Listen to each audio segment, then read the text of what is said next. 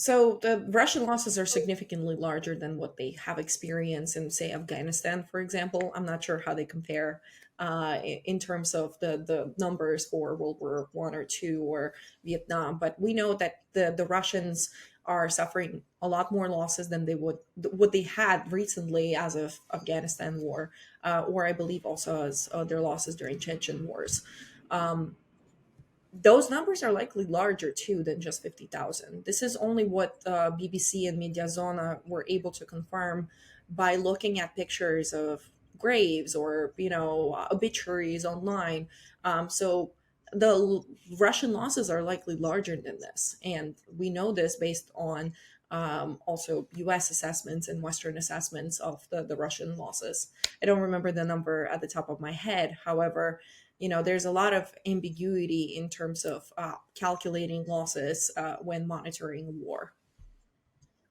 And the 25% increase in death rate in the second year of the war is being attributed to a so-called meat grinder strategy. Can you just explain what that is exactly? Yeah, so a meat grinder strategy is when Russian units essentially they dismount their light infantry, so their combat vehicles, bring them up to the front lines or any type of transportation, and these infantry units they conduct rapid assaults without mechanized equipment. They don't have combat vehicles, so they are essentially going by and running through fields to attack Ukrainian positions.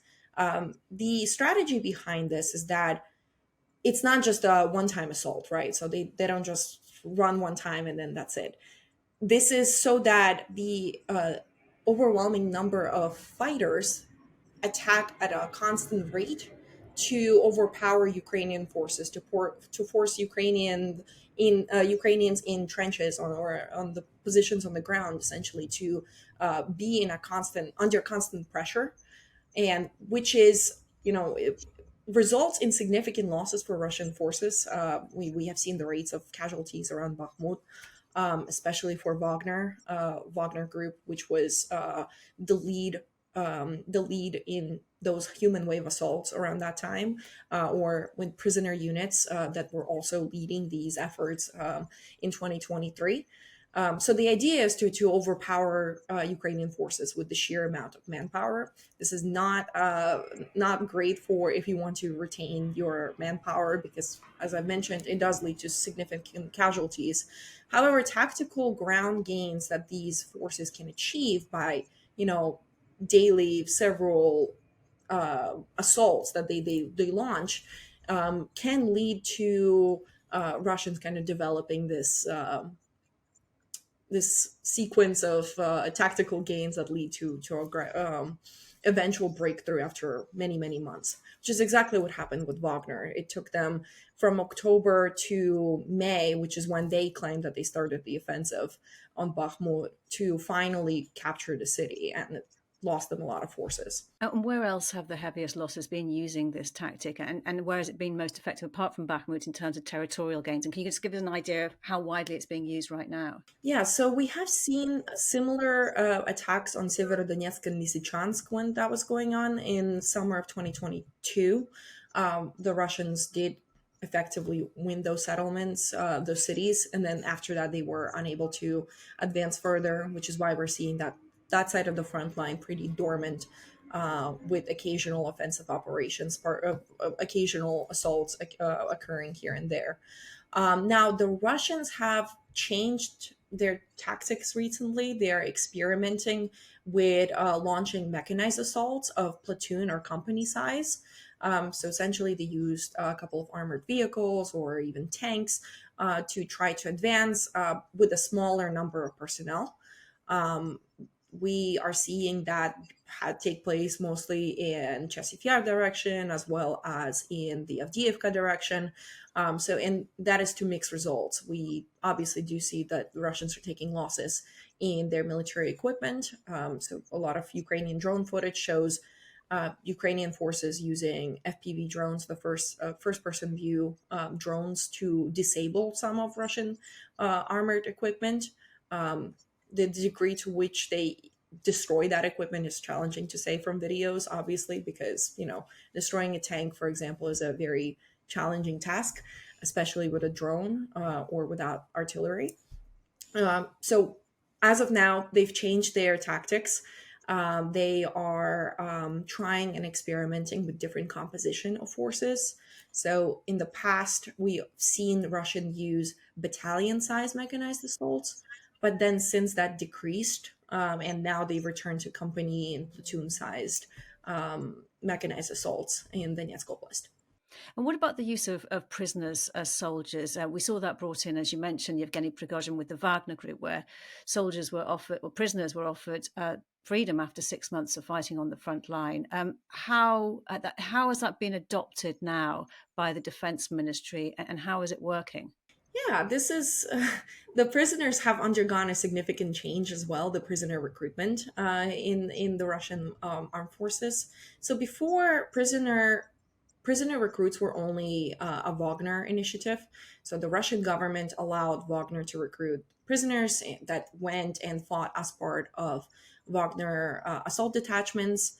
Then, after the Russian military and government perceived Yevgeny Prigozhin to be a threat and his growing army of prisoners expanding to 50,000 personnel, they decided to take the prisoner recruitment and put it under the Russian the Russian government's control, which meant that prisoners would be recruited through the pipeline of the Russian Ministry of Defense. They created the Storm Z units, which essentially are prisoner assault units, and those were subordinated within existing Russian regular military units. So it would be kind of like barrier troops that would attack before regular forces would attack.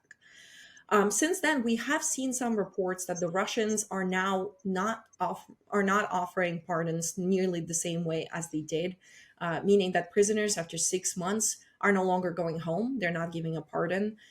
They're instead now following the same rules that mobilized personnel and contract servicemen are following, which is essentially you're not going home until the mobilization law is done, or the martial law is revoked and Russia is no longer at the state of war, which is an interesting development in terms of that can tell us about the manpower issues that Russian forces might be experiencing if they're committing this prisoner the prisoner population for longer periods of fight.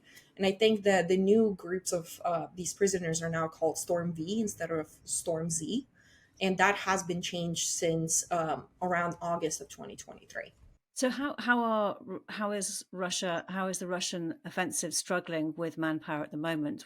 What are you noticing? So the Russians are still using their crypto mobilization campaign, which is pretty effective in generating personnel, right? They cannot generate sufficient personnel for strategic maneuvers, right? So they can't go to Kiev and capture Kiev in 3 days.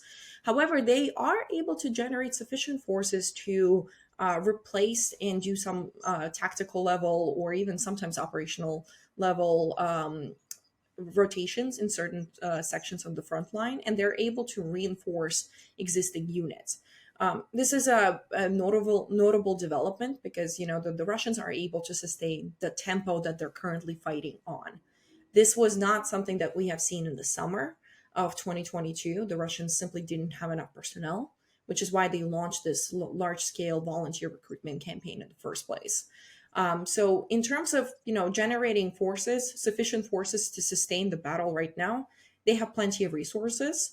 And I think this is why we're not seeing Putin declare mobilization at this point, because ultimately, he is able to fight at the current scale, claim some sort of tactical victories, pressure the West, and inflict that informational operations that he's undertaking to make sure that Ukraine doesn't get additional aid. So I don't think that we're going to see kind of the Russians launching some sort of a large scale mobilization at this time. So because they have simply enough volunteers to sustain that effort. Kateryna Stepanenko, thank you very much for your time. It's been great talking to you. Thank you. You've been watching Frontline for Times Radio with me, Kate Chabot. If you'd like to support us, you can subscribe now or listen to Times Radio or go to thetimes.co.uk. My thanks to our producer, Morgan Burdick, and to you for watching. Bye for now.